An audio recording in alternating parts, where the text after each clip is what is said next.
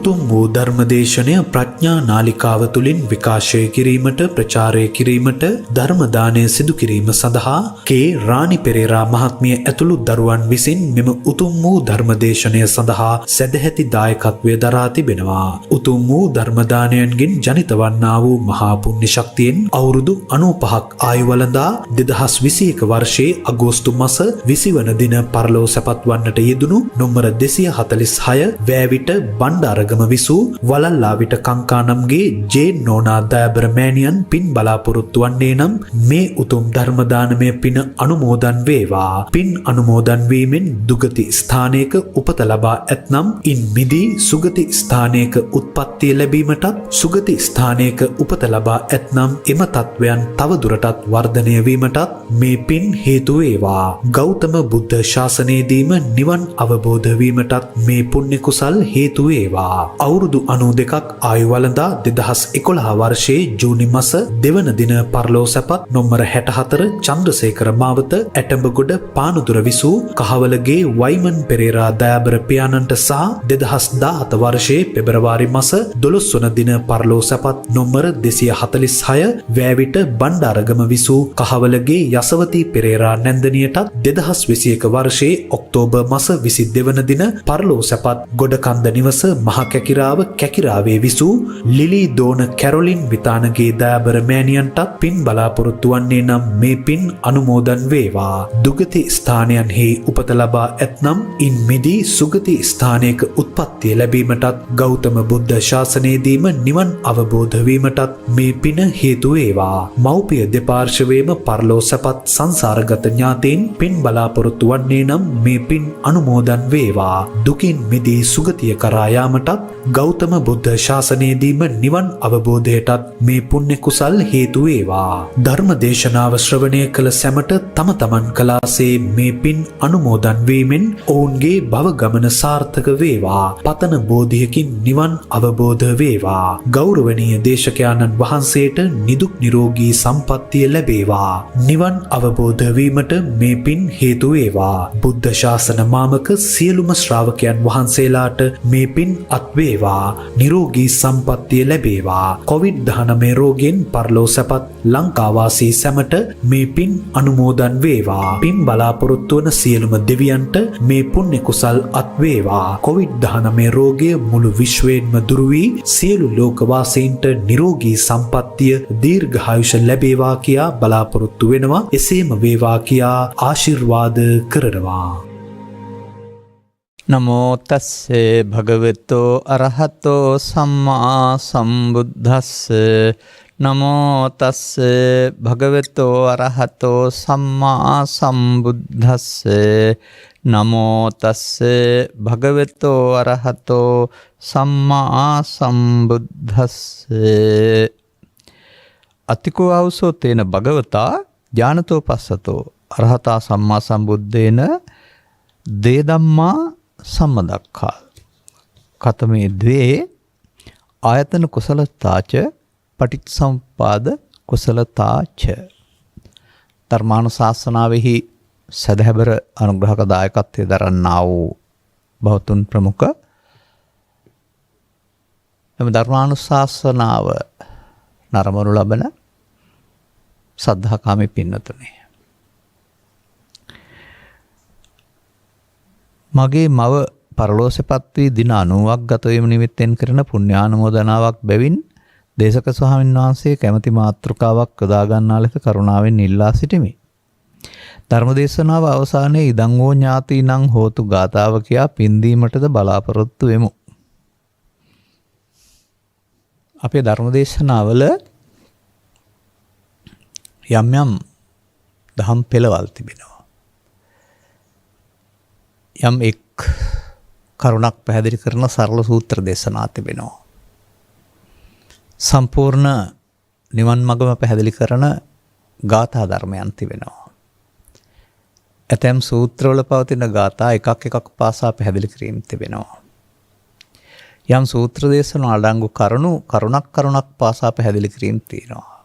මේ අප විසින් ධර්ම විනය ග්‍රන්ථ පරිහරණය කිරීම තුළ සමාජයට ධර්ම දේශනා කිරීම සඳහා අප තෝරාගත් අපට ආවේනික ක්‍රමයන් තවත් කෙනෙක් තවත් ආකාරයට තෝරන්න තියෙනවා ඇති. මේ අනුව පසුගිය කාලවකවානු තුළ මගේ අවධානය යොමු වී තිබුණා ඔය දීඝනිකායේ පවතිනා වූ සූත්‍රයක් වන සංගීති සූත්‍රය කියන එක පිළිබඳව. සංගීති සූත්‍රයේ ඉතිහාසය බුදුන් වහන්සේ කය හැර දැමීමට මත්තෙන් ධර්ම කොටස් ටික එක්රැස් කිරීම කියන අර්ථයෙන් සාරිපුත්ත මහරහතන් වහන්සේ තථාගතයන් වහන්සේ යම් යම් තැන් වල දෙසූ ධම්ම ආපහු කොටස් කිරීම. විවාද කරන්නේ නැතුව නුඹලා මේවා සංග්‍රහ කරන්න කියලා තමයි කියලා තියෙන්නේ. ඒ අනුව මේ ගන්න මේ කොටස් තවත් ත්‍රිපිටකයේ කොතනක හෝ සූත්‍රවලත් තිබෙනවා. ඉතින් එහි සියල්ල පැහැදිලි කරන්න ගියාම අවුරුද්දක් දෙකක් විතර කියන්න වෙවි තරම් තියෙනවා.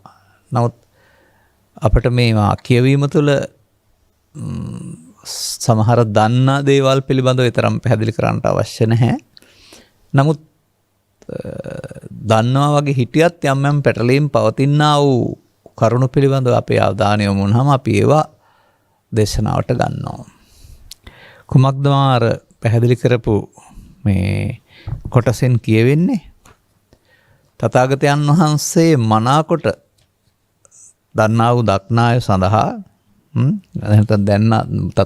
දැනගත්තා වූ දැක්කා වූ තථාගතයන් වහන්සේ මනාකොට දේශනා කරන ලද. ඒකෙන් පෙන්වන්නේ ධර්ම කරුණු තියෙනවා දෙකක් කියලා. දෙකේ කරුණු කතමේ දේ නෙමේ කතමානි දේ කියන්නේ ඒ තරම් ගොඩක් දෙකේ කරුණු තියෙනවා.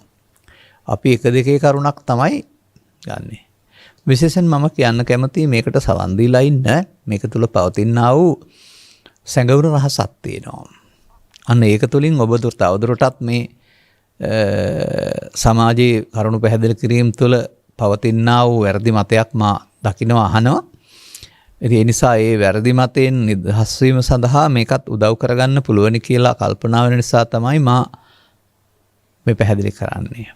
දැන් උතන ඔය කුසලතා කියන පදේ තේරුම පින් නෙමෙයි දක්ෂතා කියන එක. හැකියාව කියන එක. ඒ කටයුත්ත කිරීමේ හැකියාව කුසලතා පිරිපුන් කියලා කියන්නේ අනේ වගේ.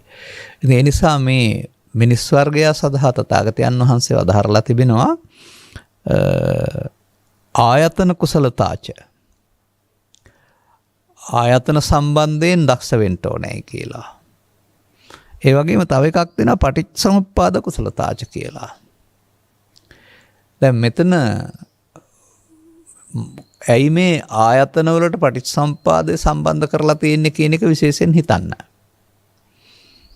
මොකද මෑතදීත් අපට දකින්න අහන්න ලැබුණා මේ පටිච්චසමුප්පාද විග්‍රහය පැහැදිලි කිරීම සඳහා ආත්ම තුනක් ඕන කියලා කියනවා. අපි පාසල් යන කාලේ ඉගෙන ගත්ත පොතේත් එහෙම තමයි ඒක තිබෙන්නේ.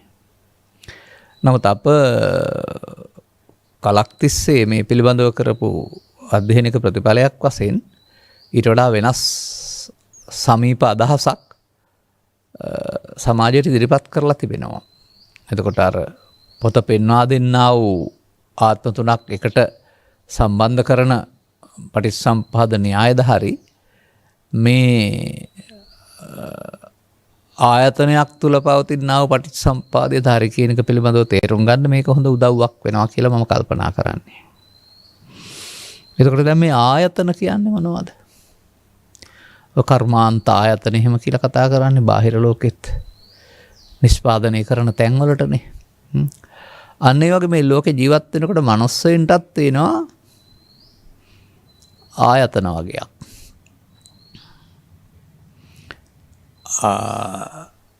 ආයතන වශයෙන් දකින්න දක්ෂ වෙනවා නම් කියන එකයි ආයතන කුසලතා කියන්නේ. නමුත් මේ අසුත පුතග්ජනයාට නැති එකක් තමයි ආයතන කුසලතා කියලා කියන්නේ. සදහම් ගැඹුරට වටහා ගත්තේ නැති පුද්ගලයෙක් මෞකුසින් බිහි වුණ පුද්ගලයා කයන්න යන්න මම නැත්තම් ඒ පුද්ගලයා මයන්න මම කියන අදහසින් තමයි ජීවිත කාලය තුළම ගත කරන්නේ. එතකොට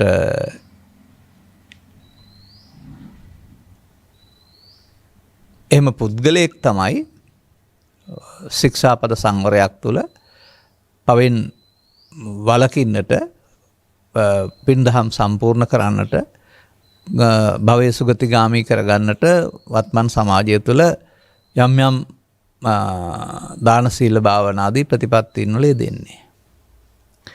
නමුත් මේ ත්‍රිපිටක සූත්‍ර දේශනාවල ආයතන කියලා වෙනම වග්ගයක්ම තියෙනවා. ආයතන කියන වචනේ ඊට පස්සේ ගැලපෙන්නේ ඔබට මට හැමෝටම. ඔබට මට හැමෝටම මේ ලෝකේ ජීවත් වෙන්නට ආයතන 12ක් පාදක වෙනවා. අනේ ආයතන වශයෙන් දැකීමේ ආයතන වශයෙන් විතරක් නෙමෙයි ආයතන වල තිබෙන්නේ මොකක්ද කියන එක පිළිබඳව දැකීමේ හැකියාව ආයතන කුසලතාවය කියලා කියන්නේ. එතකොට ආයතන මොනවද? චක්කායතන, සෝතායතන, ගහනායතන, જીවහායතන, කායායතන, මනායතන. නැවත නැවතත් අරමුණු ගන්නට පිහිටන බැවින්, නැවත නැවතත් අලුතෙන් ප්‍රසාද පිහිටමින් අලුත් වෙන බැවින් මේ ඇස කන නාසය දිවකය කියලා කතා කරන්නා වූ ඔබට පේන්න තිබෙන්නා වූ ඉන්ද්‍රියන්ගේ, ඒ කියන්නේ කන අල්ලන්න පුළුවන්, නාසය අල්ලන්න පුළුවන් නේ, ඇස බෝලයක් වගේ පේනවා. නමුත් ඔය හැඩයට හෝ ඔය ද්‍රව්‍යයට නෙමෙයි මෙතන ආයතනය කියලා කියන්නේ. මේක පිළිබඳව තථාගතයන් වහන්සේ වදාහරනවා මේ ආයතන 6 අරමුණු ගන්නෙ නෑ කියලා. එක ටික වෙනස් අරමුණු ඇසුරු කරාට ගොදුරු කරාට අරමුණු රසය විඳින්නේ නෑ කියලා තියෙනවා. ඒවට සිත පිහිටනවා කියනවා. සිත පිහිටපුවම සිත අරමුණු රසය විඳිනවායි කියලා කියනවා. අන්න එතකොට ආයතනය කියන්නේ ඇසේ අරමුණු ගන්න පුළුවන් චක් ප්‍රසාදය තුළ පහළට වෙන්නා වූ ඒක තමයි චක්කායතනය. කනේ දැන් ඇස ඇහැ කාචයක් වශයෙන් කෙනෙකුට තියෙන්න පුළුවන්. නමුත් ඇස පේන්නේ නැත්නම් ඔහුගේ ආයතනය නෑ. කන් පෙත්ත කෙනෙකුට තියෙන්න පුළුවන්. නමුත් කන් ඇහෙන්නේ නැත්නම් ඔහුගේ සෝතායතනය නෑ. ඒ නිසා ඒවට කතා කරන්නේ චක්කු ප්‍රසාද, සෝත ප්‍රසාද, ගාන ප්‍රසාද, જીවහා ප්‍රසාද, කාය ප්‍රසාද කියලා. අන්නේ ඒ තමයි ආයතන. ඒ වගේම ඒවා මෞකසෙන් බිහි වූ තැන් පටන් මැරෙන කල්ම තිබෙනව නෙමෙයි. යලි යලිත් අවශ්‍ය මොහොතට ඇසෙන් කනට කනෙන් නාසයට අරමුණු මාරු වීමේදී මේ ආයතන පිහිටනවා අලුතෙන්. මොහොතක් පාසා ඇස හැදිලා රූප පේනවා. කන හැදිලා රූප පේනවා ඇරුණාම, සද්ද ඇහෙනවා ඇරුණාම තිබුණ කනකට තිබුණ ඇසකට රූප පේනවා හෝ තිබුණ කනකට ශබ්ද ඇහෙනවා නෙවෙයි. මේ කන නම් තියෙනවා, මේ ඇහැ තියෙනවා. නමුත් ඒ ආයතන කියන වචනේ තේරුම නැවත හට ගන්නවා. සිත පිහිටනවා. අන්න ඒ විදිහට ඔබට පුද්ගලයෙක් වශයෙන් ඉන්ද්‍රිය අවේක්කල්ලිතා විකලත්වයක් නැත්නම් මේ කියන ආයතන 6ක් තිබෙනවා. ඔය ආයතන 6ට කියනවා අජ්ජත්තික ආයතන කියලා. ඒ වගේම තව ඔකට බාහිර ආයතන 6කුත් තියෙනවා. ඉතින් මේවා මේ අජ්ජත්තික බාහිර කියලා ගත්තාම මේ ඇතුළත පිටත කියලා අරගෙන වරද්ද ගන්නවා වෙලාවකට. එතකොට එහෙනම් රූපේ එළියේ තියෙන්නේ, ශබ්දේ එළියේ තියෙන්නේ, ගන්ධේ මොකක් හරි හමා එන්නේ, රසය නම් ඉතින් දිවට ගෑවුනහම තමයි දැන්නත් නැහැ. මේ විදිහට මේවා මේ බාහිර ආයතන පහයි තියෙන්නේ, අනිත් එක සිතේ හටගන්නේ. නමුත් මේවා බාහිර කිව්වට ඇඟෙන් පිට තිනවා කියලා ගන්න එපා. ඒක තේරුම් ගන්න ඕන විදිහක් තියෙනවා. ඔබව දැක ගන්න ඕන නම් ඔබ කැඩපත ඉස්සරහට යනවා. එතකොට කැඩපත දිහා ඔබ බලන් ඉන්නේ. නමුත් කැඩපත පෙන්වන්නේ ඔබේ රූපය. ඔබ ඔබේ රූපය හඳුනාගන්නේ කෙලින්ම ඔබේ රූපේ දිහා බලලා නෙමෙයි, අර කැඩපතේ තිබෙනා වූ සෙවණැල්ල ඡායාව දෙස බලලා. අන්න ඒ වගේ බාහිර ලෝකයක තියෙන දෙයක් හඳුනා ගන්නට රූප සෙවණැල්ලක්, ශබ්ද සෙවණැල්ලක්, ගන්ධ සෙවණැල්ලක්, ඒක රූප හැඩේ නෙමෙයි, අනිත් අතට ඡායාවක් ආයතනයේ පහළ වෙන්නේ නැතුව මේක කරන්න බෑ. දැන් ඔබ පොතක් කරන් පාඩම් කර ඉන්නවා කියලා හිතන්න. නැත්නම් යම්කිසි දැඩි ප්‍රශ්නයකට මැදි වෙලා සිත් වේදනාවකින් ඉන්නවා කියලා හිතන්න. මෙතනින් දුව පුතා යනවා එනවා. නමුත් පේන්නේ නැහැ. දුව පුතා ගියා. ඇයි පේනුන්නේ නැත්තේ? ආයතනට ආවේ නැති නිසා. යාම වෙනයි ආයතනට ඒම වෙනයි. අන්න ඒ වගේ මේ බාහිර ලෝකේ තියෙන හැම දෙයක්ම මේ ප්‍රසාදයට හැඩේ වැටෙනවා. නමුත් අපි අවධානයේ වුණ දේ පමණයි අපි දැනගන්නේ. මෙන්න මෙහෙම පුද්ගලයෙක් කටයුතු කිරීමේදී පුද්ගලයා කටයුතු කරනවා නොව මේ එක ආයතනයක් උදව් කරගෙන ඒ ආයතනයට පහර වෙන්නා වූ අරමුණ උදව් කරගෙන ලෝකෙත් සමග සම්බන්ධ පවත්වනවාය. එතකොට චක්කුංච පටිච්ච රූපේච සෝදංච පටිච්ච සද්දෝච ගානන්ත පටිච්ච ගන්ධෝච දීවහච පටිච්ච රසෝච කායංච පටිච්ච පට්ඨබ්බෝච ඒ ආයතන පහට බාහිර කාරණයක් උදව් වෙනවා මේ හටගන්න. ඒ වගේම කලක් යන විට මනෝද්වාරය හටගන්නවා. මනෝද්වාරයේ පපුවේ හරි හදවතේ හරි කොහේ හරි තියනවා කියන්න එපා. මේ මොහොතේ සතුටුලි තියෙන දේ විතරයි තේරුම් ගන්නවන පහළ වීම සිතට එනවා කියලා ඔබ කියන්නේ. කල්පනා වෙනවා කියලා ඔබ කියන්නේ. සිහින පෙනෙනවා කියලා ඔබ කියන්නේ. ඉතින් සිහින පෙනෙන්නේ ඇහැටද කනටද කකුලටද කොහෙද කියන්න දන්නේ නැහැ. පෙනෙනවානේ. ඒක තමයි ආයතනය, මන ආයතනය. එතකොට ඒකට පෙනෙන්නේ බාහිර දේවල් වගේ. නමුත් බාහිර දේවල් නෑ ස්පියාන ඉන්නේ. යන්න ඒ ආශ්‍රයෙන් හිතන්න එතන පෙනෙන්නේ ඇසට, පෙනෙන්නේ රූපය. එතකොට ඇසත් රූපයත් දෙකම සිතුවිල්ල. මතක තියාගන්න. මනෝද්වාරයෙන් ඒක ඉගෙන ගන්න. ඔබට පෙහීන පේනවා කියලා කියන්නේ බාහිර ලෝකේ කවුරුත් පේනවා නෙමෙයි, ඔබ ස්පියාන නිදිනේ. නමුත් ඒක සිතට ආපුවාම සිතුවිල්ල රූපයක් වශයෙන් පේනවා. හතුරු වුණා නම් හතුරෙක් වශයෙන් පේනවා. මිතුරු වුණා නම් මිතුරෙක් වශයෙන් පේනවා. අන්න එතකොට මන ආයතනේ ධම්ම ආයතනේ හට ගන්නවා. අර වගේ. මේ වගේ මේකක් බව තේරුම් ගන්න තරම් ඥානවන්ත වෙන්න ඕන ඇසෙත් බාහිර දේ උදව්වෙන් මේ සිතුවිල්ල පහළ වුණාම තමයි අපිට හඳුනා ගන්න පුළුවන්කමක් තිබෙන්නේ. මෙන්න මේ විදිහට ආයතන වශයෙන් දැකීමේදී මෞකසෙන් බිහි වී ජීවිතාවසානය දක්වා ජීවත් වෙන පුද්ගලයෙක් නොව අරමුණෙන් අරමුණට යන ගමනක් බව තේරුම් ගන්න පුළුවන්කමක් තියෙනවා. එතකොට ඒ අරමුණෙන් අරමුණට ගමනේදී ඔබ මේ හදාගෙන ඉන්න ආයතනයට එන රූපේ, ශබ්දේ, ගන්ධේ, රසය බාහිර ලෝකයේ තිබෙන දේවල් ඇති හැටියෙන්ම එනවාද? ඒවා ඔබ බෙදා හදාගත් පරිදි, අගේ අඩු වැඩි කළ පරිදි ඔබට අදාළ පරිදි එනවාද? ඒක තමයි කුසලතා කියන එකේ තේරුම. දැන් තථාගත බුදු පියාණන් වහන්සේලාට එහෙම බාහිර ලෝකේ අටලෝ දහම කියන කාරණාව තිබෙනවා. නමුත් ඒ සිදුවෙන ආකාරය පිළිබඳ කිසිදු ආකාරයක කම්පනයක් නොවන විදිහට උන්වහන්සේලාට මේ ආයතනවල මේක පහළ වෙනවා. ඔබට එහෙමද? ඔබේ ලේ රත් කරන්න, ශෝකය අවුස්සන්න, දුක අවුස්සන්න, කේන්ති අවුස්සන්න, කම්පාවටපත් කරන්න, ඒ විදිහට අර බාහිර කාරණා ඔබේ වෙනත් විදිහකට එනවා. ඒ ඇයි? ලෝකේ තියෙන නිසාද, ඔබ හදාගත්ත නිසාද? මෙන්න මේ කරුණු මෙහෙම හොයලා බලන එකටත් විදර්ශනාව කියලා කියනවා. එතකොට දැන් තව ටිකක් ගත්තොත් එහෙම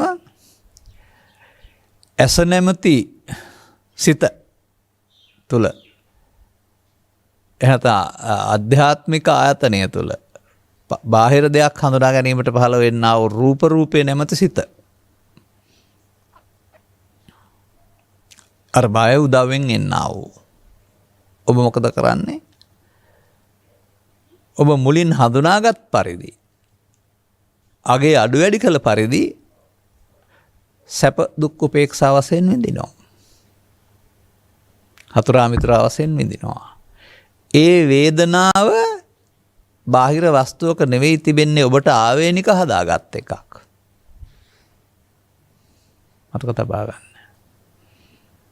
එතකොට ලෝකයේ විඳිනවද? ලෝකයේ විඳිනවා කියලා තමන් හදාගත්ත දෙයක් විඳිනවද කියන එක තේරුම් ගන්න වෙනවා. ලෝකයේ විඳිනවා නම් ලෝකේ තියෙන දේ විඳිනවා නම් හැම ගීතයක්ම හැම කුරුළුනාදයක්ම ඒ වගේ ඒ බාහිර සිද්ධියක් එක හා සමාන සැපක් හෝ දුකක් ගෙනත් දෙන්න ඕන. මා දකිනවා මගේ ළඟ ඉන්න සොරතල් සතුන් තුලින් සමහරුන්ට ගෙරෙව්වට විදුලි කෙටුවට අකුණු ගැහුවට කිසිම චකිතයක් නැහැ හිටියා වගේ ඉන්නවා. සමහර අයට විදුලි කොටනවා දකිනකොට ඉන්න තැනින් ඇදලා අපේ ආරක්ෂාවට අපි ළඟට එනවා ඒ තරමට අකුණු ශබ්දයට බයයි. එතකොට එක්කෙනෙක් නැත්නම් දෙන්නෙක් බයයි අනිත් අය කිසි බයක් නැහැ. ඒ බය ඇති කලේ අකුණු ශබ්දයේද එතකොට. ඒ ඔස්සේ තමයි මම නම් ඔවා හිතන්නේ. එහෙනම් ඒ අනිත් සත්තුන්ට ඒයින් පීඩාවටපත් වී මරණයක් හෝ විදුලිය සැරවැදීමක් හෝ මොකක් හරි වෙලා නැහැ වෙඩි වැදීමක් හෝ. නමුත් මේ සතාට මරණයටපත් වෙන්න අකුණු සැරවැදීමක් හෝ නැත්නම් වෙඩි වැදීමක් හෝ ශබ්දයක් තුල එතකොට ඒකට තියෙන බය මතුවෙනවා. අන්න එහෙමයි මේවා තේරුම් ගන්න ඕන. ඔබටත් මේක හරියනවා. සමහර වෙ ජීවිතේ නැති වුණා වගේ දඟලන්නේ කරපොත්තෙක් දැක්කම. ඔය සමහරු යටගිරියෙන් කෑ ගහන්නේ කූඩැලෙක් දැක්කහම. ඒ තරම් බය වෙන්න කාරණයක්ද? කූඩැල්ලෝ ඉන්න පළාතේ යට නම් බය වෙන්න කිසිම කාරණයක් නැහැ. ඔක නැති කට්ටිය ටිකක් බය වෙයි. අන්න ඒ විදිහට මේ බාහිර දේවල් සම්බන්ධයෙන් එකකින් උදාහරණයක් පැහැදිලි කරාම මේ අපි විඳින්නේ සැප වශයෙන් හරි දුක් හරි වශයෙන් උපේක්ෂා වශයෙන් හරි මේ ඇලෙන්නේ ගැටෙන්නේ ලෝකේ තියෙන එකක් එක්ක නෙවෙයි. ඒවායේ ආශ්‍රයෙන් අපි හදාගත්ත රුචි අරුචි එකක් ඔස්සේ කියලා තේරුම් ගත්තාම අන්න කුසලතාවය හැකියාව ඒක තුල පැහැදිලි කරනවා සංකප්ප රාගෝ පුරිසස්ස කාමා නේතේ කාමායානි චිත්‍රානි ලෝකේ කියනා වූ නිබ්බේධික සූත්‍රයේ පවතිනා වූ බුද්ධ ධර්ම පරියාය බුදුන් වහන්සේ වදාළ ධම්ම පරියාය විචිත්‍ර වස්තු වල ඇලෙන්න ගැටෙන්න ඇති කාමයක් ඇත්තේ නැහැ. ඔබ වෙනුවෙන් ඇති කරගත්තා වූ සංකල්පය තුල තමයි මේ සංකප්ප රාග. පුරුෂයාට ස්ත්‍රීට කාමය කියලා කියන්නේ කියන එක. දැන් ලෝකේ තාමත් කල්පනා කරන්නේ බාහිර ලෝකේ වස්තු වල කාමයේ තියෙනවා ඒවා විඳින්න ඕන කියලා නෙවෙයි සතර ඇවිදින්නයි ප්‍රාර්ථනා කරන්නයි ඔක්කොම තියෙන්නේ. නමුත් මේ යන්නේ සත්‍ය දෙයක් පිටිපස්ස නෙවෙයි මිරිඟුවක් පිටිපස්ස කියලා. මේ සිතුවිල්ලයි නැවත නැවත උපදවාගෙන තලු මරන්නේ සිතුවිල්ලේ ඔබට අදාළ කාමයේ තියෙන කියන එක තේරුම් ගත්තාම ඒක තමයි කාමය හිස් අසාර දෙයක් කියන එකෙන් කියන්න හදන්නේ ඒකයි. අන්න එහෙමයි ආයතන කුසලතා. තව ටිකක් එහාට ගන්න පුළුවනි. දැන් මම කියනෝනේ ඇතැම් වෙලාවට සමාජයට මයන්න මම කයන්න යන්න මම කියලා. නමුත් ආයතන කුසලතාවයේදී කුමක්ද තථාගතයන් වහන්සේ වදාළන්නේ? ඒතං මම ඒතෝහං අස්මින් ඒසෝ මේ අත්තා. එය මගේ, එය මම මගේ, එය මගේ, මම මගේ. එය කුමක්ද? එය ඇස නිසා, කන නිසා, නාසය නිසා, දිව නිසා, කාය නිසා හෝ මනෝද්වාර නිසා මේ මොහොතට පහළ වෙන ඒ ආයතන දෙක මුල් කොටගෙන පහළ වෙන්නා වූ රූප, වේදනා, සංඥා, සංකාර, විඥාන ස්කන්ධ පංචකය. ස්කන්ධ පංචකය සක්කායයි ඒකට එන දේ මම කොට ගැනීම දිට්ඨියයි. එතකොට එහෙනම් සක්කාය දිට්ඨිය තියෙන්නේ කයේ නෙමෙයි. ඇහි අරමුණේ, කනේ අරමුණේ, නාසය ඒ මොහොතට එන අරමුණේ බැඳීම තමයි මඤ්ඤමානීය දිට්ඨිය කියලා කියන්නේ. අපි කොතරම් ඈතින්ද මේ ඉන්නේ කියලා තේරුම් ගන්න පුළුවන් අපි කොතරම් සමීපව මේක දැනගන්න ඕනේද? ඔය බුදුවරු ගැඹුරු දහමක් දේශනා කළා දුකින් මිදීමට කියලා කියන්නේ 아무තු විද්‍යාවක් හදලා දේශනා කරා කියන එක නෙමෙයි. ඔබ ළඟ සිදුවෙන සිද්ධියේ යථාර්ථය පැහැදිලි කළා. සම්මාව සහ මිත්‍යාව. එතකොට මිත්‍යාව තුළ ලුහු බඳිනවා එක ලබන්න. ඒ නිසා අර මුවා පැන් හොයාගෙන මිරිඟුව පිටිපස්සේ යන්න මිරිඟුව ඈතින් පේනවා ගියාට හමු වෙන්නේ. ඔබත් මේ බාහිර ලෝකයේ මේ සැප තියෙන්නේ කියලා අරමුණ ඔස්සේ ගියොත් එහෙම කාම රූප අරූප ඔස්සේ යනවා. නමුත් ලබාගත් එකේ නෑ ඊට හයින් තියෙන වශයෙන් පේනවා. ඒක ඉතින් රූපේ වෙන්න පුළුවන්, රැකියාව වෙන්න පුළුවන්, ධනෙ වෙන්න පුළුවන්, නිවාසය වෙන්න පුළුවන්, වාහනේ වෙන්න පුළුවන්, උපාධිය වෙන්න පුළුවන්. ලබාගත් එකේ එච්චර ලොකු දෙයක් නෑ. තව එහායින් ලොකු එකක් පේනවා. නොලැබිච්ච එක ලොකුයි, ලැබුණ එක ලොකු නෑ. බලන්න ඔබේ මානසිකත්වය එහෙම නෙමෙයිද කියලා. ඒ ඇයි? ඔය බාහිර ලෝකෙ නෙමෙයි යෝවා තියෙන්නේ. Tamanගේ සිතේ. මේ පෘථග්ජන පුද්ගලයාට සිතන එන දේ තුලින් කිසිදාකවත් තෘප්තියක් ලැබෙන්නේ නැහැ. ඊට එහා එකක් හොයනවා. අන්න එතකොට අපි මේ විඳින කාම ලෝකේ බාහිර ලෝකේ තියෙන්නේ තම තමන්ට ආවේනික සිතේ හදාගත්ත ලෝකයක් කියන එක තේරුම් ගන්න පුළුවන්කමක් තිබෙනවා. එතකොට එතනදී තේරෙනවා මම වෙන්නේ මයන්නත් නෙමෙයි ඒ මොහොතට ආපු හැඟීම කෙරෙහි ආසක්ත වීම. ඇලීම මුලාව හෝ ගැටීම මුලාවෙන් මම හැදෙයි. මම යනු එතකොට පඨවි ආපෝ තේජෝ වලට ආйти දෙයක් නෙමෙයි, දිට්ඨි කියන්නේ ඒකයි. ඉතින් මේ දිට්ඨි කියන එකේදී මොකද වෙන්නේ? සක්කාය දිට්ඨි බවට පත් වීමේදී ඒක සසරට බැඳෙන කාරණයක් වෙනවා. සංයෝජනයක් වෙනවනේ පෙන්වන්නේ. සක්කාය දිට්ඨි සංයෝජනය. අන්නේ විදිහට ඇහෙන් කනෙන් නාසයෙන් දිවෙන් කයෙන් හට ගන්නා වූ අරමුණ තුලයි සක්කාය දිට්ඨිය කියන එක තියෙන්නේ තේරුම් ගන්න. මේකයි මම කියලා කෙනෙක් නෑ කිය ඉන්නේ නැතුව අන්න ඒ විදිහට අරමුණ සක්කාය දිට්ඨිය මැදෙනවා. අන්න මේ ආයතන තුල මේක පැහැදිලි කරගන්න එකට කියනවා ආයතන කුසලතාවයන් කියලා. තවත් ඕන තරම් පැහැදිලි කර හැකි අපට උක. ඒ නිසා අවධානයෙන් සවන් දෙන්න. එතකොට මම ඉන්නවත් නෙමේ, මම ඇහෙන් රූප බලනවත් එහෙම තමයිගෙන් චක්කුණා රූපන් දිස්වා කියලා තමයි අපි කියන්නේ. මම ආලිය තියෙන්නෙත් එහෙමයි. නමුත් ඒ ආයතන වල ක්‍රියාකාරීත්වය තේරුම් ගැනීම ආයතන කුසලතාවය. එතකොට අලුතින් දැක්ක දෙයක්, අලුතින් හමු වුණ මොහොතක හර්තෘ හෝ මිත්‍ර හෝ හරි හෝ වැරදි පිළිබඳ මොනම දත්තයක්වත් අපිට නැහැ. 아무තෙම වේදනාවකුත් නැහැ. නමුත් ඔබ මේ ආයතන සම්බන්ධයෙන් ළමා කාලයේ පටන් එකතු කරගත්තා වූ අගයන් තියෙනවා. ඇලීම් ගැටීම් මුලාවන් සහිතව. මේවා බාහිර වස්තු වල නෙමෙයි තිබෙන්නේ, ඔබේ සිතේ තියෙන්නේ. තියෙන තැනක් නැහැ, තියෙනවා කියන එකෙන් පෙන්වන්නේ අවශ්‍ය මොහොතට එනවයි කියන එක. තරහ වුණොත් තරහ එන්න හිතේ තියෙනවා. වෛර කරොත් වෛරය උපදින්න හිතේ තියෙනවා. ඊර්ෂ්‍යා කරොත් ඊර්ෂ්‍යාව උපදින්න හේතුවක් තියෙනවා. පිළිකුල් කළොත් පිළිකුල් උපදින්න හේතුවක් තියෙනවා. ඒ අද එකක්ද? නැමින් පෙර හදාගත් එකක්. මෙන්න මෙසේ Taman විසින් හදාගෙන තබාගත් දෙයක් ආපහු ගැටීමේදී ඉපදී ඔබට වේදනාව දෙනවා. තපහො දුක්ඛෝපේක්ෂා. වේදනාව කියන එකේ තේරුම රිදෙනවා කියන එක නෙමෙයි වින්දනය. දැන් ඔබ විඳින්නේ ලෝකේ තියෙන දෙයක්ද හදාගත්ත දෙයක්ද? මෙන්න මේකටයි කාමය කියන්නේ කියන එක තේරුම් ගත්තාම කාමයේ හිස්සසරයි කියන්නේ ඇයි කියලා තේරෙවි ඔබට. කවුරුත් කවදාවත් ලෝකේ තියෙන දෙයක් විඳින්නේ නැහැ. එහෙමනම් එකම දේ අගේ වෙන්න ඕන. එකම අගේ පිහිටන්න වෙනවා. නමුත් මම දකිනවා විශේෂයෙන් ඔය පරිණාමය තුළ තිබෙනවානේ ස්ත්‍රී පුරුෂ දෙපැත්තක් සකස් කරලා දීලා. එතකොට ඔවුන් එක්ක ජීවත් වෙන එක නෙමෙයි යුග දිවිය කියන්නේ. ඒකට ගැළපෙන ආකාරනේ සකස් කරලා තිබෙන්නේ. නමුත් වර්තමාන සමාජය තුළ එහෙම යුග දිවියක් ගත කරන අය නැති වෙනත් යුග දිවි ගත කරන අය නැද්ද? ඔය ලෙස්බියන් කියන වචනය යටතේ අර මේ ගත්තාම ස්ත්‍රී පුරුෂ නැත්නම් තවත් විකෘති ආකාරයට. එතකොට ඔවුන්ට ඒකේ නැද්ද? තියෙන නිසානේ එහෙම ඉන්නේ. ඒ වගේම ඔබ සුන්දරයි කියා පැතු දේ ආපහු තව ටික දවසකින් එපා වෙනව නේද? හොඳ කෙනාම නරක වෙනවා. ඒ මොකක් නිසාද? ඒව මුලින් විඳපු සුන්දරත්වයේ තියෙනවා නම් ජීවිත අවසානයේ දක්වා ඒක තියෙන්න ඕන. නමුත් පහු වෙනකොට කොහු වෙනවා කියලා කියන්නේ ඇයි? එහෙනම් මේ ඔබ මේ අගය කිරීම අගය නොකිරීම ආදී දේවල් බාහිර වස්තුව තියෙන දෙයක් නෙමෙයි, ඔබ විසින් හදාගත්ත දෙයක්. මෙන්න මෙහෙම ලෝකයා ගැලවෙන්න බැරි මායාවකට අහු වෙලා තියෙනවායි කියන එක පිළිබඳව පෘථග්ජනයාට තේරෙන්නේ නැහැ.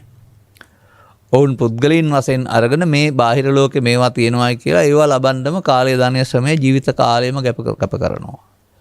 සුඛයක් නැත්තේත් නැහැ. ඒකේ වටිනාකම කාම සුඛය කියලා කියනවා, 16න් එකයි කියලා කියනවා. 16න් එකේ සුඛය ලබන්න කාලය ධනය ශ්‍රමය ඔක්කොම කැප කරමින් මුළු ජීවිත කාලයම ගෙවා දානවා. ඒ පිළිබඳ ගැඹුරින් හදාරුව නැති නිසා 16න් එකකට වඩා 16න් 15ක සුඛයක් තිබෙනවා. මේ 16න් එක පිටුපස ලුහු බැඳීම අතහැරීමෙන් කියන එක පෘථග්ජන පුද්ගලයා කවදාවත් හඳුනාගන්නේ නැහැ. අන්න මේ ආයතන කුසලතා කියලා කියන්නේ එතකොට මව්කුසෙන් බිහි වී ජීවිතාවසානය දක්වා ඉන්න මමක් නෙවෙයිනේ මේක මේ ආයතනෙන් ආයතනට යන ගමනක්. ඉතින් ආයතන පිළිබඳ මෙන්න මේ විදිහට අපි මෙතන ගත්තේ අධ්‍යාත්මික ආයතන බාහිර ආයතන 6 කියන එක.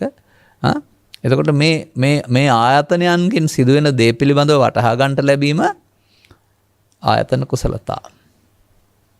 මේ ගමන මේ සංසාර ගමනේ නිදහස් වෙන්න යන ගමනේදී ලෞතුරු සොයන යන ගමනේදී ආයතන මට්ටමින් බලනවා නම් මෙන්න මෙහෙම ඔබට තව මීටත් වඩා ඔබේ කල්පනා ශක්තිය වැඩෙන්න පුළුවන් ඔබේ අත්දැකීම් ආශ්‍රයෙන්. දැන් අපි කලක් තිස්සේ පිළිබඳව අවධානයෙන් ඉඳීම තුළ දැක්ක දේවල් ආශ්‍රයෙන් තමයි අපි පැහැදිලි කරන්නේ.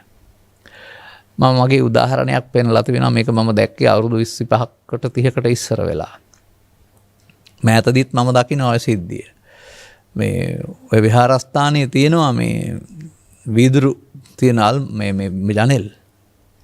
ඔය වීදුරුවේ පඩිය ගාවට ඇවිදින් මම දන්නවා දෙමලිච්චෙක්ස් මොකද කරන්නේ කොටනවා වීදුරුවට. ඒ කොටන්නේ වීදුරුවේ ඇතුලේ ඉන්නවා දෙමලිච්චෙක්. එයාව එක්ක යන්න. එයා දෙන්න. එයාත් එක්ක එක්ක දබර කරගන්නවා නැත්නම් එයා අපි හිර කරන් ඉන්නවා කියලා අපෙන් දෙමලිච්ච අයිල්ලනවා. වීදුරුවට උගේ සෙවණැල්ල වැටිලා ඌට දෙමලිච්චෙක් පේනවා. ඌ කණ්ණාඩියකින් කවදාවත් බලලා නැහනේ අපි වගේ. ඌ පේන්නේ කියන්න දන්නේ නැහැ. ඔය හිතන් ඉන්නේ වීදුරුව ඇතුලේ දෙමලිච්චෙක් ඉන්නවා. එයා ගෙනියන්න ඕන කියලා. අපි හිර කරන් ඉන්නවායි කියලා. එතකොට ඌ රැවටිලා ඉන්නේ කොමටද? උගේම පිළිබිඹුවට බහු දන්නේ නැහැ නේද? මෙන්න මේ දෙමලිච්චාගේ නෝන තමයි පෘථග්ජනයට තියෙන්නේත්. ඒක ඕක තමයි මට කියලා දෙන්නත් ඕන කමක් තිබෙන්නේ. අන්න එහෙම තේරුම් ගන්නකොට ඔබ ඒ දක්ෂතාවයට කියනවා ආයතන කුසලතා කියලා. කොහෙද අපි මේ ඉන්නේ කියලා තේරෙනවා. කාලයේ භාගයක් ගත වෙලා තියෙනවා. ඒ ගැන කියන්නේ ඉතුරු භාගයට ඉතුරු ටික ගන්න ඕනනේ. දැන් ඒ වගේම පටිච්ච සමුප්පාද කුසලතා. දැන් මේක මෙතන ආයතන කතා කරන්නේ හයක් පිළිබඳව පටිච්චසමුප්පාදය කියන්නේ මෞකසින් බිහිවෙන්න පෙර ඉස්සර ජීවිතේ මේ ජීවිතේ මත ජීවිතේ ගත්තොත් එහෙම ඒක මෙතෙන්ට තියෙන සම්බන්ධය මොකද්ද?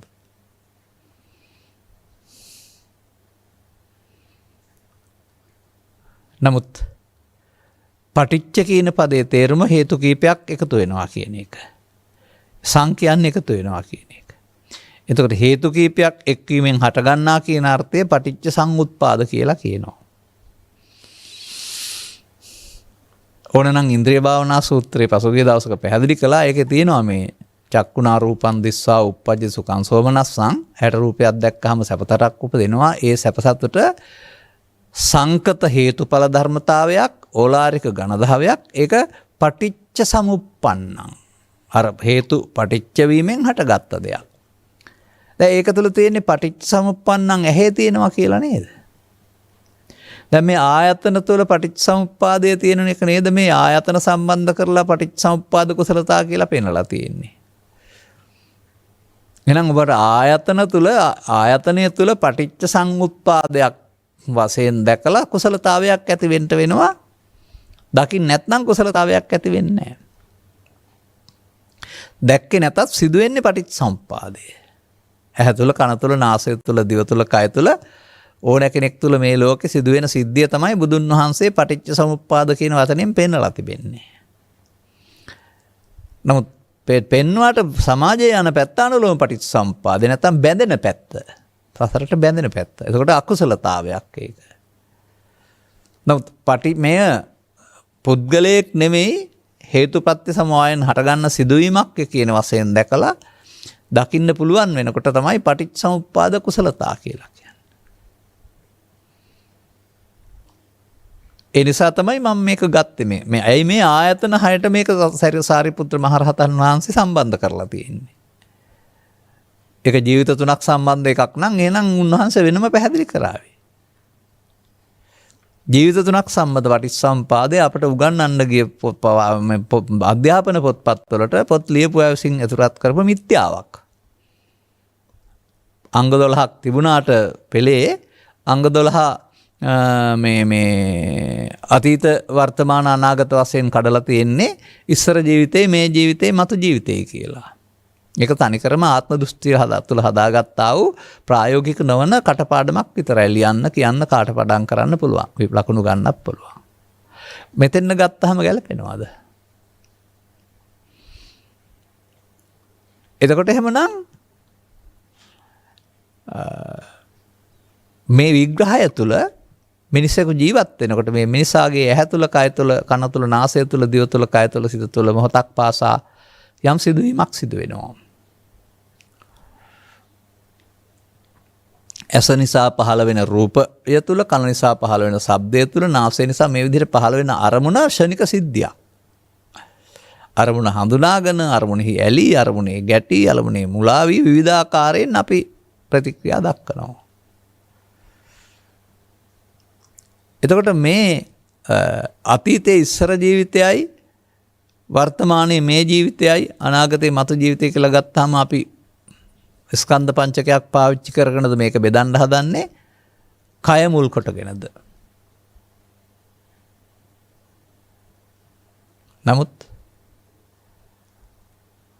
ඔබට තේරුම් ගන්න බැරිද මේ වර්තමානයේ ඔබට යමක් හමු වෙන විට ඔබ ඉන් පෙර ඒ පුද්ගලයා මිතුරා කරගත්තා නම් ඒ මිතුරා කරගත්තේ අතීතයේ ඒක දැන් මතුවෙනවා.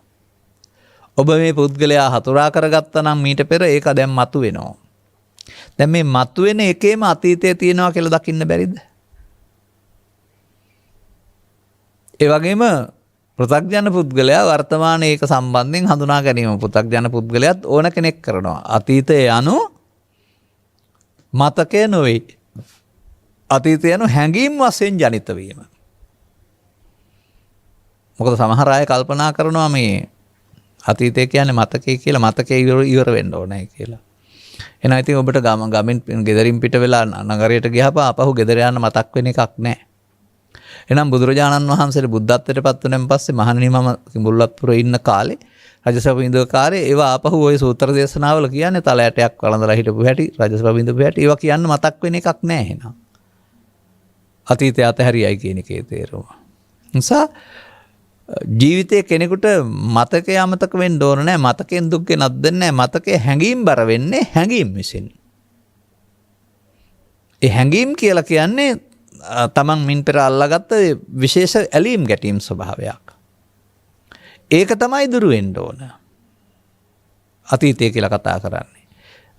මතක් වෙන එක ශෝකය නෙමෙයි, යන්න අර හැඟීම් ස්වභාවය එන එක තමයි ඔබ දවන්නේ තවන්නේ.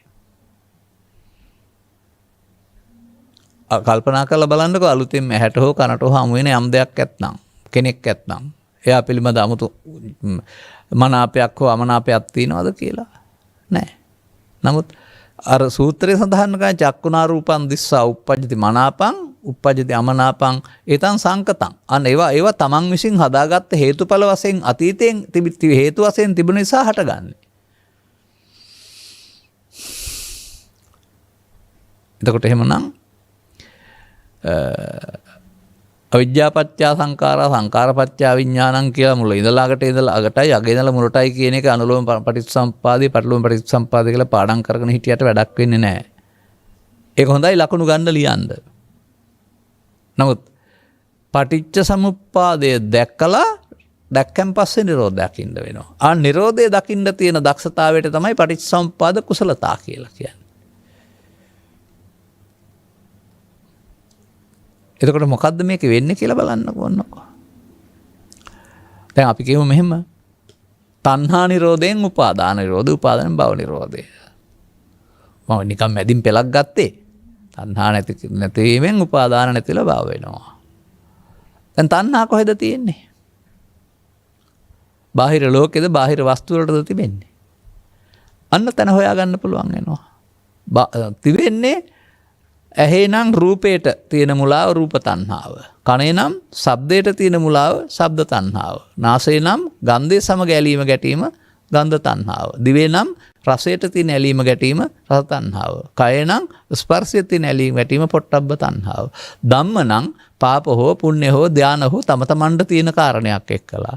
පාපයට ඇලුනනම් ඒක අතහරින්න කැමති නෑ. ඒකෙන් කෝටිපතියෙක් වෙලා ඉන්න නිසා.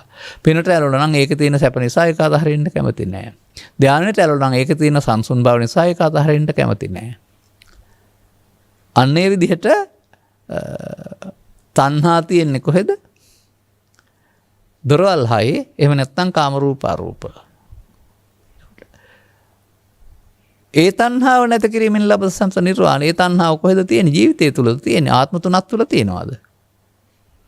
වර්තමාන මොහොතනේ. අන්නේ විදිහට ඒක තේරුම් ගන්න ඕන. මේ ලෝකේ ජීවත් වෙනකොට අපි මේ යනවා එනවා කනවා බනවා කියලා කතා කරන බාහිර කතාවල පුද්ගලයෙක් වශයෙන් කරන ක්‍රියාකාරකම් වලට නම් කිරීමක් තිබුණාට ඇතුළතින් ගත් කල මේක වෙනම සියුම් දහමක්. ඒක ඇහැට අදාළ හේතු ගැටි එක්වර හටගෙන ඇලී ගැලී නැසී යාමක්. කනට අදාළ හේතු ගැටි හටගෙන නැසී යාමක්. නාසයට අදාළ හේතු ගැටීමෙන් හටගෙන හේතු ඉතුරු කොට නැසී යාමක්. මෙසේ ඇසේ කනේ නාසයේ දිවේ කයේ සහ සිතේ තම තමන්ට අදාළ කරුණු අනුව අර හේතුපටිච්ච කෙනකින් පෙන්වන්නේ ඒකයි. ඒවයි යම් යම් පොදු කරුණු තිබෙනවා. ප්‍රසාදේ, ගෝචර රූපේ, ආලෝකේ, මානසිකාරේ, චක්කු සම්පස්සේ, සැප දුක්ඛ උපේක්ෂා වේදනා ඔහොම කියලා වචන ගොඩක් තියෙන්නේ. ඔය තමයි ඔය හේතු. නමුත් මේ බාහිර ඒවට කියන්නේ හේතු නෙමෙයි ප්‍රත්‍ය. ප්‍රධාන හේතුව Taman ළඟ පවතින්නේ. එතකොට ඒ ප්‍රධාන හේතුව නිසා ඔබට ඇලෙන්න හෝ ගැටෙන්න දැවෙන්න බාහිර ප්‍රත්‍ය උදව් වෙනවා. හේතු පටිච්ච. එහෙනම් මම යනවා, මම එනවා, මම කනවා, මම බොනවා, මම කියලා කෙනෙක් ඉන්නවා කියන එක මිත්‍යාවක්. ඒක ඒ මොහොතේ හේතු නිසා හටගන්නා වූ පටිච්ච සමුප්පාදයක්. ඇහි රූපය තුල, කනේ ශබ්දය තුල, නාසයේ ගන්ධය තුල, දිවේ රසය තුල ඒ මොහොතේ මේ සිදුවෙන සිද්ධිය ඔය පහණෙනි පටිච්චසමුප්පාදයේ ගැඹුරුයි කියන්නේ ඒකයි. සමුප්පාද එක්වීමෙන් හටගන්න. විතරක් නෙවෙයි ඒක පෘථග්ජන පුද්ගලයාගේ සංයෝජනයකුත් වෙනවා. අතීතයෙන් අරගෙන වර්තමානයේ විඳ අනාගත ඵල උපදින්න හේතු තබා අවසන් වීම කියන මොහොත මේක ආත්ම තුනක් තුළ සිදු වෙන්නේ නැහැ, අරමුණ තුළ සිදු වෙනවා. සියුම් දහමක් එතකොට. එහෙම තුන් ආකාරයක සිද්ධියක් නිසා තමයි මේ ගසසර ගමන පවතින්නේ, පැවැත්මක් සිදු වෙන්නේ. දැන් අපි කියමුකෝ කිරිල්ලියක් හැදිලා ඉන්නවා. කිරිල්ලිය ආහාර ගන්නවා. ආහාර අරගෙන ඉන්න ගමන් බිත්තර දානවා. එතකොට බිත්තර දාපුවම පරම්පරාව අනාගත පරපුරක් ඇති වෙන්නත් හේතු ඉතුරු වෙනවා. ගොයන් ගහක් පැලවෙනවා. පැලවෙන්න මුල්ුනේ මුල් බීජයක්. ගොයන් ගහ හැදිලා ආහාර රැස් කරගෙන ගොයන් ගහ මරණයට මත්තෙන් ආපහු ඒ ආහාර මගින් අනාගත පැල උපදින්න බීජයක් රැස් කරලා යනවා. ගොයන් ගස අතීත බීජයක ඵලයක්. වර්තමානයේ. නමුත් වර්තමාන වී බීජය අනාගත ගොයන් ගහක් හදා ගන්න අවශ්‍ය හේතුවක්. එතකොට මේ අවිඥානික වස්තු පවා, අවිඥානික කියන්නේ සජීවී මල දේවල් නෙමේ, වස්තු පවා මෙසේ වර්තමානයේ අතීත හේතුක ඵලයක් වර්තමානින් නිමා කරන්නේ නැහැ. අකාලේ මරණයටපත් උනේ නැත්නම් හැම එකක්ම අනාගත ඵලයක් උපදින්නට අදාළ බීජ රැස් කරලායි නැසෙන්නේ. ඒවස් උදාහරණ වශයෙන් ගත්තට සියල්ල සම්පූර්ණ සර්ව ප්‍රකාරයෙන් සාර්ථක නැහැ. අන්න එසේ මේ මිනිස්යා තුලත් මේ මොහොත තුල කරන ක්‍රියාකාරක මේ මුලාව තුල සසරක් හදනවා. මම කියන්නේ අතීතයෙන් අරන් වර්තමානයේ විඳ අනාගතයටත් ගන්න තියෙනවා. ඔබට පුළුවන් ද අතීතයෙන් අරන් වර්තමානයේ විඳ අනාගතයට ගන්න තියලා කවදාවත් සසර නිමා කරන්න? ඒ තමයි සසර ඇවිදින මඟ. ඒකයි මම කියන්නේ පෘථග්ජන පුද්ගලයා සසර හදන්න දන්නවා. පවෙන්, පිනෙන්, ධානයෙන් සසර හදනවා. අතීතයෙන් ගන්නවා, වර්තමානයේ විඳිනවා, යලිත් විඳින්න නැත්නම් කියලා ඉදිරියට තබනවා. එතකොට ඔහු අනුලෝම පටිච්චසමුප්පාදයේ වහලෙක් ඔහුම දන්නේ නැහැ. ඒ අනුලෝම පටිච්චසමුප්පාද නැමැති වියමන බන්ධනේ මායාවේ උගුලක්. අතීතයෙන් ගන්න අතීතයේ තලු මරන්න වර්තමානයේ තවත් සැරයක් විඳින්න ඕනේ කියලා ඉස්සරහට තියන්න. එතකොට මෙන්න මෙහෙම අපි ළඟ අප ළඟ ඇස තුළ කන තුළ නාසය තුළ දිව තුළ කය තුළ සිත තුළ පව තුළ පින තුළ ධානය තුළ අනුලෝම පටිච්චසමුප්පාදයක් සිදු වෙනවා. ඒ නිසා තමයි සසර ගමනක් තියෙන්නේ. ඉතින් බුදුරජාණන් වහන්සේ පටිච්චසමුප්පාදය දැකලා බුදු වුණේ නෑනේ. පටිච්චසමුප්පාදය දැකලා නිරෝධය දැකලා බුදු වුණා. මේ පටිච්චසමුප්පාද ධර්මතාවයේ කිසියම් නිරෝධයක් දකින්න තියෙනවා. ඒකෙන් නේද මේ සසර ගමන කැඩෙන්නේ. අනුලෝමයේ තුල නෙමෙයි පටිලෝමයේ කියන්නේ ඒක නේද? අන්න එහෙම දකින්න තියෙන කුසලතාවය තමයි පටිච්චසමුප්පාද කුසලතා කියලා කියන්නේ. මේ සාරිපුත්‍ර මහරහතන් වහන්සේ බුදු පියාණන් වහන්සේගේ අග්‍රපුත්‍රයා ප්‍රඥාවට අග්‍ර මේවා දෙස බලන්න සියුම් නුවණක් තියෙන්න ඕන නැත්නම් වචන දෙකක් විතරයි. ඒවයි මේකයි මේකට කියන්නේ පෙළදහම. මේ පෙළදහම ක්‍රියාත්මක වෙන්නේ පොතේ තිබුණාට ඔබ ළඟ. ඒ පෙළදහම උදව් කරගෙන අටුවාව කියන්නේ බුදුන් වහන්සේ ඉතිපු කාලයට පස්සේ ලියපු පොත කියලා හිතන්නේ නැතුව එහෙමනේ අපි අටුවාව කියලා කියන්නේ. මේ පෙළදහමේ අර්ථ කතාව ඔබ ළඟ ක්‍රියාත්මක වෙන්නේ. එතකොට ඔබට මේ අර්ථය පැහැදිලි කරගන්න පුළුවන් නම් ඒක තමයි අටුවාව. ඉතින් අටුවාව ඔබ ළඟ තියෙනවානේ හරියට ගලපලා බලන්නකෝ. මේ කියපු ආකාරයට මේ ආයතන කුසලතා සහ පටිච්චසමුප්පාද කුසලතා එකට දාලා තියෙන්නේ ඇයි? ඒ දෙක ආයතනවල සිදුවෙන නිසා. ඉතින් ඔබ සවන් දෙන කෙනෙක් නම් මේ වන විට මම වගේම ඔබත් අධ්‍යාපන ආයතන 3ක විතර ඉගෙන ගත්ත කෙනෙක් වෙන්න ඇති. නැත්නම් දෙකක හරි බුද්ධ ආගම වශයෙන් වශයෙන් මොනවද අපි ඉගෙනගෙන තියෙන්නේ? ලියන්න කියන්න පාඩම් කරන්න අනිකුත් විෂය සමගාව දැනුමක් විතරයි. අපට ප්‍රායෝගික වෙන්න බෑ. නමුත් මේ කුසලතා කියන්නේ ප්‍රායෝගික වෙන එක. එනම් පටිච්චසමුප්පාදය සිද්ධ වෙන්නේ ඇහි නම් එනම් නිරෝධය ඇහි දකින්න වෙනවා. කනේ නම් කනේ දකින්න වෙනවා. නාසයෙන් නම් නාසයේ. දැන් මේක බැඳෙන හැටි කොහොමද පෙන්වන්නේ? මට සියල්ල පැහැදිලි කරන්න මෙතන මම කාලය ගන්නෙ නැහැ. බැඳෙන හැටි උගන්වනු ලබනවා ඇහැ තුළ තණ්හා උපාදාන බව විද්‍යා සංඛාරා. කන තුළ නම් ශබ්ද තණ්හා උපාදාන බව විද්‍යා සංඛාරා. ඒ තණ්හා උපාදාන බව විද්‍යා සංඛාර කියන්නේම වර්තමාන අනාගතේ හදන්න හේතු තියෙන එකට. කිකිලිය නම් බිත්තරයක් දැමීම. වී ගහ නම් ගොයන් ගහ නම් බීජයක් රෝපණය කිරීම. කෙසෙල් ගසක් නම් අලුතින් පැලයක් අනාගත ගහක් සඳහා. මෙසේ ඔබේ ඇස තුළ කන තුළ නාසය තුළ අරමුණු රසයට මුලා වීමේදී අතීතයෙන් ගෙන වර්තමානයේ විඳ අනාගතයේ උපදින්න හේතුවක් තැබීම නැමැති මේ පැවැත්මේ වහලෙක් බවට ඔබපත් වෙලා ඉන්න බව බුදුවරු ඇරුණාම මේ ලෝකෙට එලි කරන්න දක්ෂයෝ නෑ. මතක තබා ගන්න බුදුවරුන්ට දහම් දෙකක් නෑ. අනාගතයටත් ඔබට පටිච්චසමුප්පාදේ පැහැදිලි කරන්නේ ඕකමයි බුදුන් වහන්සේ කෙනෙක්. නමුත් අපිට මේක කිසියම් ආකාරයකින් මතු කර ගැනීමේ හැකියාව තිබුණ නැති නිසා මෙසේ අපිට පමාද විහාරී වෙන්න වෙලා තියෙනවා ජාතියක් වශයෙන් සහ සමස්ත බෞද්ධ සමාජයක් වශයෙන්.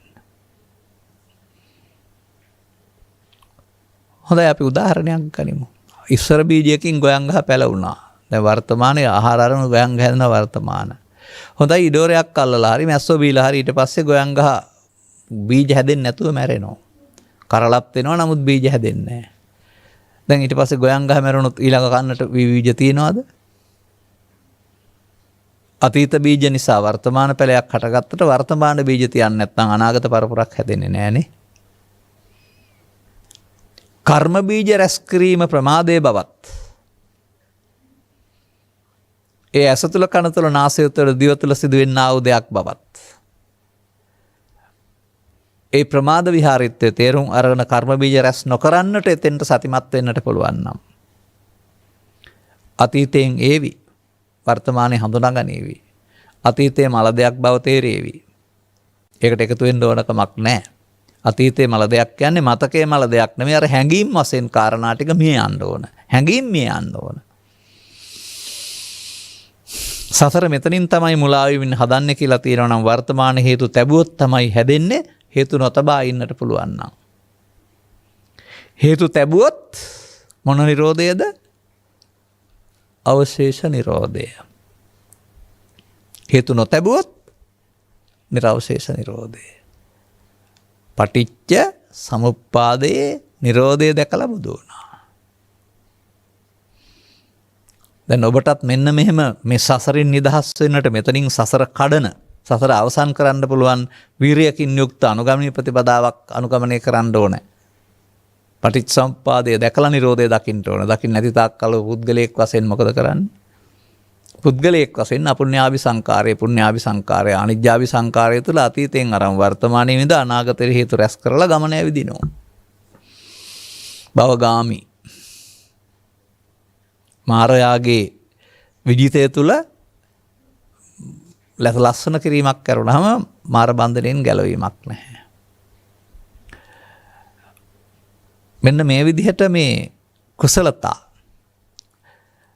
කුසලතා කියන එකේ තේරුම මේක තේරුම් ගන්න පුළුවන් හැකියාව.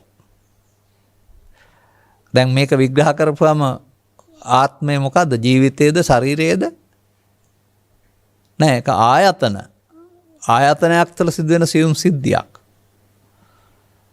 ඒක තේරුම් ගත්තාම මයන්න කායන්න නෙමෙයි අරමුණට ඇලින ගැටෙන එකෙන් මම හැදෙනවා කියන එක තේරෙනවා.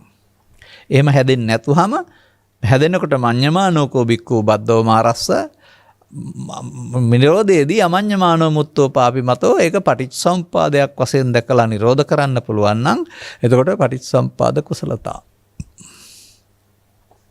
බලන්න වචන දෙකයි මම ගත්තේ.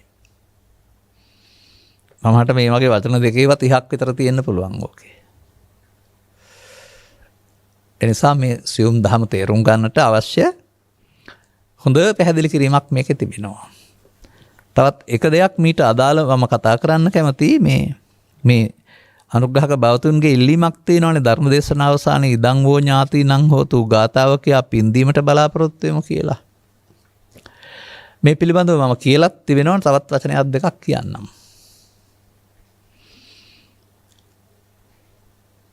මම දකින්නේ නැහැ තථාගත බුදු පියාණන් වහන්සේ ස්වකීය තවකීය ජීවිත කාලයේදී නිවෙස්වට වැඩම කරලා දන්වලඳ අවසානයේදී ඒ දානානිසංස දේශනා කරමින් මේගේ පුද්ගලයන්ට ලැබෙන හැටි සහ දන් දුන්නාට ලැබෙන හැටි පිළිබඳව කරුණු පැහැදිලි කිරීමට කියන අනුමෙවැනි බණ.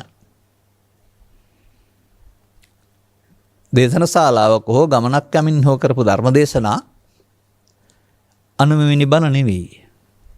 ඒක සූත්‍ර දේශනාවකවත් මා විසින් කරන ලද මේ ධර්ම දේශනාවේ පින අහවල් නැමැති මීගිය ඥාතීන්ට අනුමෝදන් වේවායි කියලා පින් අනුමෝදන් කිරීමක් කළා නම් ආනන්ද හිමියන් අනිවාර්යෙන්ම යම්ස් නම් පාඨයේදී මුලදී කිව්ව වදාලා වගේ මෙහෙමයි මම ඇහුවේ කියලා තථාගත බුදු පියාණන් වහන්සේ ධර්ම දේශනාව අවසානයේදී ඥාතීන්ට පින් දීමෙන් ධර්ම දේශනාව නිම කළසේක කියලා තියෙන්න ඕන. එහෙම එකක් නිවන් මඟ ධර්ම දේශනාවල නෑ අනුමෙවැනි බලවල ඇරුණාම. නමුත් වර්තමාන සමාජයේ නිවෙස්වල ආමගුලකදී සද්දින පුණ්‍ය කර්මයේ දානයේදී තිරෝකුඩ සූත්‍රය ආශ්‍රයෙන් නිවසට ඇවිදින් ඉන්නවා නම් දකින්න පුළුවන් නිසා පෙන් වඩා පින් දීම ගාථා යොදාගෙන නිල පුණ්‍ය කර්මයේ බවට පත් වෙලා තිබෙනවා. මොකද මේ අනුමෝදනය කියන්නේ දැනගෙන සතුටු වීමනේ. එතකොට දැනගෙන සතුටු වෙන්න මේ මියගිය පුද්ගලයාට හරි කයෙන් මිය ගියාට තාමත් පෙර නෑදෑයෝ ඔව්ගෙන ආයේ අලුතෙන් ලෝකයක් නැහැ. තව. ඒ නිසා ඔවුන්ට පේනවා ආගන්තාන සකංගරන් ගෙදරට ඇවිදින් ඉන්නවා කියලානේ කියන්නේ. එතකොට මතක් කළේ නැත්නම් අනුමෝදන් වෙන්නේ නැහැ. මතක් කළොත් අනුමෝදනය කියන්නේ දැකලා ලබන සතුටට. ඒ නිසා මම දකිනවා බුදුසමයේ නිලපුර්ණ කර්මය දානාදී දේවල්දී පරිස්කාර පූජා කොට පැන් වැඩි මේ ගාථාවලින් පෙන්වන්නේ 아무තු වැඩක් නෙමෙයි ඒක ලැබෙනවා කියන එක පෙන්වන්නේ. අදාළ තැන හිටියොත් ලැබෙනවා කිපේතානං උපකප්පති. මේ පේතානං උපකප්පති කියන එක සබ්බේ සත්තානං උපකප්පති කියලා තමයි අපේ අය හිතන්නේ. අපායේ දිව්‍ය ලෝකේ බ්‍රහ්ම ලෝකේ හැමතැනම ඉන්න ඔක්කොටම පින් ලැබෙනවා කියලා. එතකොට ඒකෙන් සිදුවන ධර්ම දේශනාවක් අවසානයේ පරිස්කාරයක් පූජා කරන නිසා නිවසක පින් අනුමෝදන් කිරීම වරදක් නැහැ. නමුත් ධර්ම දේශනාව පින් අනුමෝදන් කරන තැනට යොදා ගැනීම පෘථග්ජනයින් විසින් කරන ලද වරදක්. මේ ශාසනයේ පින් අනුමෝදන් කරන්නට පුණ්‍ය කර්මයක් තිබියදී නිවසේදී නැත්නම් විහාරස්ථානයේදී ධර්ම දේශනාවේ අගය කරුණු තේරුම් ගැනීම සඳහා මිනිසුන්ට දේශනා කිරීම කියන අගයෙන් බැහැරකොට එය පින් දෙන්න තියෙන වැඩක් බවට පත් කර ගැනීම පෘථග්ජන පුද්ගලයා 7 දවස් 3 මාස පින්කමේදී කළා වූ වරදක්. මේ වරද දුරදිග ගිහින් ඊට පස්සේ අද බණ තියෙන්නේ මොකටද? බොහෝ දෙනාට බණ තියෙන්නේ මේගේ ඥාතියින්ට පින් දෙන්න. ඒ වන කතාව ඇත්තක් වුණත් කවන්නේ කතන්දරයක් කියලා පින් දීමේ වාක්‍ය කිව්වොත් හරියි. නමුත් සද්ධර්මයේ තියෙන මිනිසුන්ට තේරුම් ගන්න. එහෙනම් ඔබේ උපන්දිනයක් වෙනුවෙන් විවාහ සංවත්සරය වෙනුවෙන් මවට දීර්ඝාස පැතීම වෙනුවෙන් ඕනෑම කාරණයක් වෙනුවෙන් ධර්ම දානය දෙන එක වරදක් නැහැ. ඒක ධර්ම දානය. ධර්ම දේශනා තියෙන්නේ අහන අයට තේරුම් ගන්න කියන තේමාවට ආපහු එන්න අර මම නම් මේකට කියන්නේ මේ මිනිස්සු කරලා තියෙන්නේ බුදු සමයේ වෛශ්‍යාවෘතිය යොදාගෙන.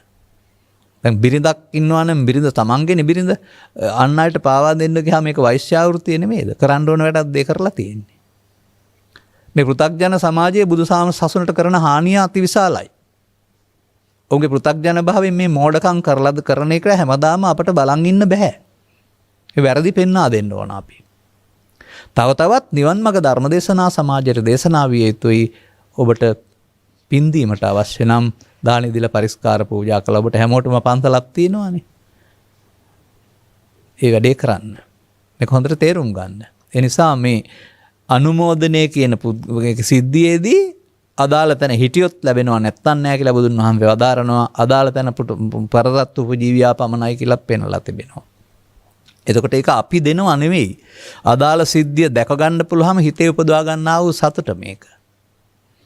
එහෙම ගැඹුරින් හැදෑරීමක් නැතුව මේකට දුවන්නන් වාලේ කෙටෙල දෙන දීවාසය. අනුන් කරනවාට කරලා. මෙන්න මේවා තේරුම් ගන්න. තේරුම් ගත්තම ඔබට මේ සදහම්මි වටිනාකමේ අගය තියාගෙන ඒක ධර්ම දානයක් වශයෙන් සහ පුණ්‍යානුමෝදනාට අවශ්‍ය පුණ්‍ය කර්මය කරන්න පුළුවනි. එහෙම නැත්නම් තවත් ටිකක් කල් යනකොට තරුණ පරම්පරාව හිතන්න පුළුවනි අම්මලා තාත්තලාට සැලකුවේ නතුර කමක් නැහැ. ඕන දිහාක හිටපු අය මරුණෙන් පස්සේ බණක් කියවලා පින් දෙන එකනේ. එහෙම කියලා හිතන්න බැරි නෑ ඊළඟ පියවර වශයෙන්. මොකද මේ පියවරෙන් ආපු පරිහානිය පියවරක්නේ. එනිසා මේ සසුනේ අධ්‍යාත්මික පැත්තට මෙන් සිදුවෙනා වූ හානිය ගැඹුරින් හිතා බලා ඔබේ මේ සාවද්‍ය අදහස නිරවුල් කරගන්න. අපිට ප්‍රශ්නයක් නෑ අපි ගාතාවක් කියන්නම්. ඒක නෙමෙයි ප්‍රශ්නේ තියෙන්නේ. මේකේ ඇත්ත තේරුම් ගන්න ඕන. එබැවින් මම මේ පැහැදිලි කරපු ධර්ම කරුණු දෙක ඊටාම සුන්දර කරුණු දෙකක්. ඒ තේරුම් ගන්නට අවශ්‍ය නොවන මිය ගියායට ලැබෙන්නේ නෑ. මොකද මම සිංහලෙන්නේ කතා කළේ. දෙවියෝ හරි පෙරේත ලෝකේ හරි සිංහල භාෂාව ඉගෙන ගන්නවා කියන්න මම දන්නේ නෑ. බ්‍රහ්මයෝ හරි. අර පරදත්ත උපජීවියානම් තාම අලුත් නෑදෑයෝ හදන්න නිසා පරණ නෑදෑයෝ පේන නිසා ඔහුට මේක අඳුර ගන්න පුළුවන් ඇති. මොකද දිවස වගේ එකක් තියෙනවා කියලානේ පෙන්වන්නේ පරදත්ත උපජීවියාට මේ දේ දකින්න. ඒ සමහර අය කියන්නේ හයියෙන් ඇහෙන්න කියන්න ඕනේ කියලා. මේ ගාතාව හයියෙන් ඇහෙන්න කිව්වහම මුලනේ පින් අනුමෝදන් වෙන කියලා. එහෙනම් ඉතින් ඇහෙන්න මේ මිනිස්සුන්ට කනක් තියෙන්න වෙනවා. එහෙනම් බාහිර ප්‍රසාදයක් කනක් ඇතුව ඇවිදින් ඉන්න වෙනවා. බාහිර කනක් නම් නෑ ඕපපාතික සත්වයින්ට. නමුත් අර ඇතුළතින් පේනවා කියලා තියෙනවා. එතකොට ඇහෙනව නෙමෙයි පේනවා. අනුමෝදනය දැක ලබන සතුට කියන එක තේරුම් ගන්න වෙනවා. හොඳයි ඒ කරුණත් තේරුම් ගන්නට අවශ්‍ය නුවණ ලැබීම තුළින් මේ සමාජයට මේ සිදුවෙමින් පවතිනා වූ සදහම් වලට සිදුවෙන හානිය ආමිස පූජාවට හරියට හානියක් වෙන්නේ නැහැ. නමුත් මෝඩ වෙන්න සදහම් වලින් ඈතට යනවානේ. ඒ හානිය දුරු කර ගන්නට මෙම කරුණ පැහැදිලි කිරීමත් හේතු ආසනාව වේවායි කියන ප්‍රාර්ථනාව කරමින් මම ධර්මානුශාසනාව මෙසේ අවසන් කරනු ලබනවා. මෙම උතුම් ධර්ම දේශනාව ප්‍රඥානාලිකාව තුළින් විසුරුවා හැරීම සඳහා කේ රාණී පෙරේරා මහත්මිය ඇතුළු දරුවන් විසින් සැදැහැති දායකත්වය දරා තිබෙනවා. අවුරුදු 95ක් ආයු වළඳා 2021 අගෝස්තු මාස 20 වන දින පරලොස්සපත්වන්ට යෙදුණා වූ නොම්බර 246 වෑවිට බණ්ඩාරගම විසූ වලල්ලාවිට කම්කානන්ගේ ජේන් නෝනා දයාබර මෑණියන් පින් බලාපොරොත්තු වන්නේ නම් මේ උතුම් ධර්ම දානමය පින් අනුමෝදන් වේවා. මේ පින් අනුමෝදන් වීමෙන් දුගති ස්ථානයක උපත ලබා ඇත්නම් ඉන් අතමිදී සුගති ස්ථානික උත්පත්ති ලැබීමටත් සුගති ස්ථානික උපත ලබා ඇත්නම් එම තත්වයෙන් තවදුරටත් වර්ධනය වීමට මේ පින් හේතු වේවා. ගෞතම බුදු සාසනයේදීම නිවන් අවබෝධ වීමටත් මේ පුණ්‍ය කුසල් හේතු වේවා. අවුරුදු 92ක් ආයු වළඳා 2011 ජූනි මාස 2 වෙනි දින පරලොස්සපත්වන්ට යෙදුණා වූ නොම්බර 64 චන්ද්‍රසේකර මාවත ඇටඹගොඩ පානුදර විසූ කහවලගේ වයිමන් පෙරේරා දයාබර පියාණන්ට සහ 2017 පෙබරවාරි මාස 12 වන දින පරලොස්සපත් නොම්බර 246 වෑවිට බණ්ඩාරගම විසූ කහවලගේ යසවතී පෙරේරා නැන්දනීටත් 2021 ඔක්තෝබර් මාස 22 වන දින පරලොස්සපත් ගොඩකන්ද නිවස මහ කැකිරාව විසූ ලිලී දෝන කැරොලින් විතානගේ දයාබර මෑණියන්ටත් පින් බලාපොරොත්තු වන්නේ නම් මේ පින් අනුමෝදන් වේවා. දුගති ස්ථානයක උපත ලබා ඇත්නම් ඊට අතමිදී සුගති ස්ථානයක උත්පත්ති ලැබීමටත් ගෞතම බුදු සාසනයම නිවන් අවබෝධ වීමටත් හේතු වේවා. මව්පිය දෙපාර්ශ්වයේම පරලොස්සපත් සංසාරගත ඥාතීන් පින් බලාපොරොත්තු වන්නේ නම් මේ පින් අනුමෝදන් වේවා. දුකින් මිදීම සුගතිය කරා යාමටත් දුකින් මිදී සුගතිය කරා යාමටත් ගෞතම බුදු සාසනයම නිවන් අවබෝධ වීමටත් මේ පුණ්‍ය කුසල් හේතු වේවා. ධර්ම දේශනාව ශ්‍රවණය කළ සැමට තම තමන් කළාසේ මේ පින් අනුමෝදන් වීමෙන් ඔවුන්ගේ භව ගමන සාර්ථක වේවා. පතන බෝධියකින් නිවන් අවබෝධ වේවා. ගෞරවනීය දේශකයන් වහන්සේට නිදුක් නිරෝගී සම්පන්නිය ලැබේවා. නිවන් අවබෝධ වීමට මේ පින් හේතු වේවා. පින් වලින් නම් නිවන් අවබෝධ වෙන්නේ අවිද්‍යාව දුරු වෙන්න ඕන කෙනෙකුට. බුදු සාසන මාමක සියලුම ශ්‍රාවකින් වහන්සේලාට මේ පින් අත් වේවා. නිරෝගී සම්පන්නිය ලැබේවා. COVID-19 රෝගයෙන් පරලොස්සපත් ලංකාවාසී සැමට මේ පින් අනුමෝදන් වේවා. පින් බලාපොරොත්තු වන සියලුම දිවි දේවතාවුන්ට මේ පුණ්‍ය කුසල් අත් වේවා. COVID-19 රෝගයේ මුළු විශ්වෙම දුරු වී සියලු ලෝකවාසීන් නිරෝගී සම්පන්නිය ලැබේවා.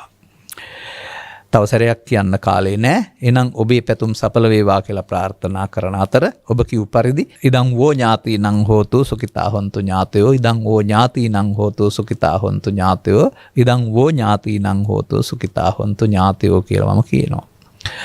අනුග්‍රහක බවතුන් වශයෙන් කටයුතු ඔබ හැම දිනාට ඉහාත්ම වශයෙන් මෙම කරුණු තේරුම් ගන්න ලැබීම තුලින් අඩුපාඩුකම් සකසාගෙන නිවන සැනසක ජීවිතයක මං පෙත් වෙර ගන්නට ලැබේවායි ප්‍රාර්ථනා කරගන්න. සබ්බීතියෝ වජ්ජන්තු සබ්බ රෝගෝ විනස්සතු මාතේ බවත් අන්තරායෝ සුඛී දීඝායුකෝ බව හැම දිනාටම තෙරුවන් සරණයි. දේශක්ඛයෝ නිබ්බානං